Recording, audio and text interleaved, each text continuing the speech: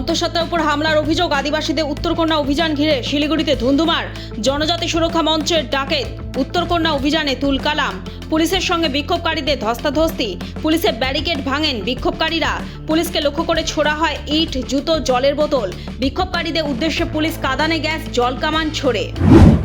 DA আজ কালীঘাট অভিযানের ডাক, অবিলম্বে সুপ্রিম কোর্টের ডিএ রায় কার্যকরের দাবি। কালীঘাট অভিযানের ডাক সংগ্রামী যৌথ মঞ্চ সহ সরকারি কর্মচারীদের একাধিক সংগঠনের। ব্যারিকেড না তুললে অবস্থান চলবে, দাবি আন্দোলনকারীদের। এই ব্যারিকেড খোলার জন্য আমি অনুমতি দিতে পারবো না বলেন ডিসি সেন্ট্রাল। এসআইআর বিচারকের হাতে নথি হস্তান্তর, ইআরও ও এইআরওদের মোট 530 জুডিশিয়াল অফিসার নিয়োগ করে হাইকোর্ট। এর মধ্যে 270 জন কাজ শুরু করে দিয়েছেন। ওড়িশা, ঝাড়খণ্ড থেকেও শীঘ্রই জুডিশিয়াল অফিসার রাজ্যে আসবেন। 28 তারিখ প্রকাশ ভোটার তালিকা। और सेंट्रल फोर्स जो আছে 1 তারিখ মধ্যে যেখানে যেখানে ডিসিশন হয়েছে ওখানে মোতায়েন হয়ে যাবে। And they will go around the area. ওরা ঘুরবে, ওরা দেখবে, ওরা বসে থাকবে না। ওখানে ডিএমএসপি আছে, ওরা নিয়ে যাবে ওদেরকে। সেন্ট্রাল ফোর্স যেটা আছে, যেখানে প্রয়োজন বোধ হবে ডিএমএসপি আর ল অর্ডার মেশিনারি, ওখানে নিয়ে যাবেন ওদেরকে।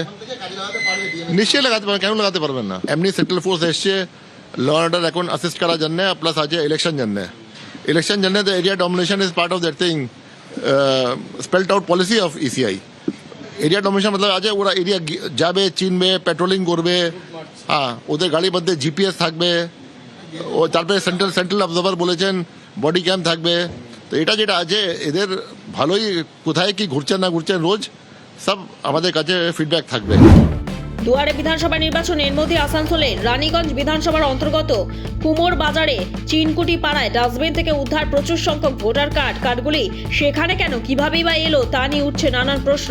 যাদের ভোটার কার্ড মিলেছে তাদের অনেকেরই দাবি সেগুলো ভুয়ো, আসল কার্ড তাদের বাড়িতে রয়েছে।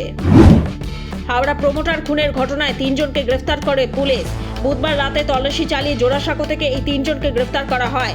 তাদের বিরুদ্ধে তথ্য প্রমাণ লোপাট, মূল দোষীদের পালিয়ে যেতে সাহায্য করা ও আগ্নেয়াস্ত্র আইনে গ্রেফতার করা হয়েছে। তবে মূল অভিযুক্ত হারুন ও রোহিত এখনো পলাতক। ব্যুরো রিপোর্ট, লটারি সংবাদ।